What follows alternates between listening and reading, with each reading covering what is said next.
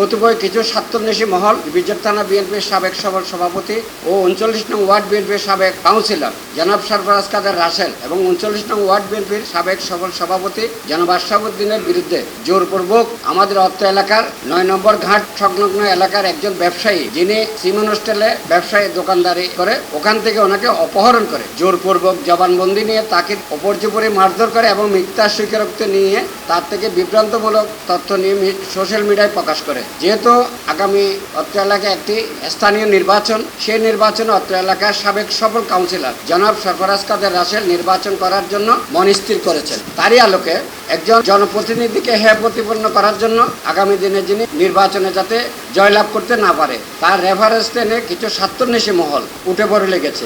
পাশাপাশি সাবেক সফল 39 নং ওয়ার্ড বিএনপির সভাপতি জনাব আশরাফুদ্দিনকে নিয়ে বিভ্রান্তমূলক কিছু তথ্য সোশ্যাল মিডিয়ায় প্রকাশ করে। আমরা এই সংবাদ সম্মেলন থেকে বাংলাদেশ জাতীয়তাবাদী দল, বিজেপ থানা এবং 39 নং ওয়ার্ডের সর্বস্তরের নেতাকর্মী, বিএনপি, যুবদল, ছাত্রদল, অঙ্গ ও সহযোগী সংগঠনের পক্ষ থেকে আমরা এই সোশ্যাল মিডিয়ায় মিথ্যা সংবাদের তীব্র নিন্দা এবং প্রতিবাদ জানাচ্ছি। একটা উদ্দেশ্যপ্রণোদিত যারা এই কর্মকাণ্ড করছেন তাদেরকে অতীত অবৈধ কর্মকাণ্ডতে বিরত থাকার জন্য আমরা অনেক চেষ্টা করেছি। এরা এলাকার সন্ত্রাসী গোষ্ঠী, তাদের নামে অনেক লিস্ট আছে যারা ইয়োবা বিক্রি করে, এই গুম, হত্যা, চাঁদাবাজি করে।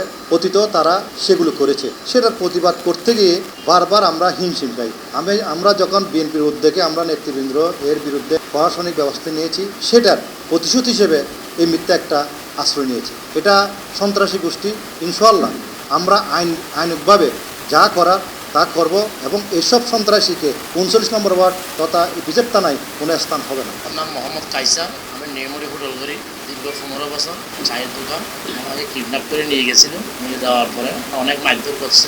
মারধর করার পরে আমাকে নিয়ে কিছু ভিডিও করছে। 39 নম্বর ওয়ার্ডের সাবেক সভাপতি আশরাফ, 39 নম্বর থানা সাবেক সভাপতি সরফরাজ কাদের রাসেলকে নিয়ে একটা ভিডিও করছে।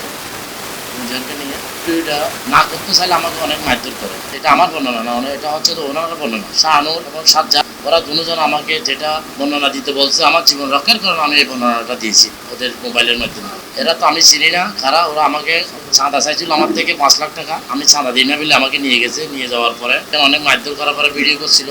কিছু ওদের এই সভাপতি ওদের নামে ভিডিওগুলো করার পরে আবার আমার ফ্যামিলির নম্বর নিয়ে ওনাদেরকে ফোন করছে টাকা নিয়ে আসার জন্য। ওনারা না আসার কারণে আমাকে অনেক মারধর করছে। আমি এখন এটার বিচার চাই। আমাকে যে ওরা প্রস্তারিং করছে সেটা চিটাং মেডিকেল এবং রিপোর্টও আছে। তারপরে এটা আমাকে এখনো হুমকি দিতেছে। আমার পরিবারের আমার এক জীবনের রক্ষার একটা আমি আইনগত নিরাপত্তা চাই।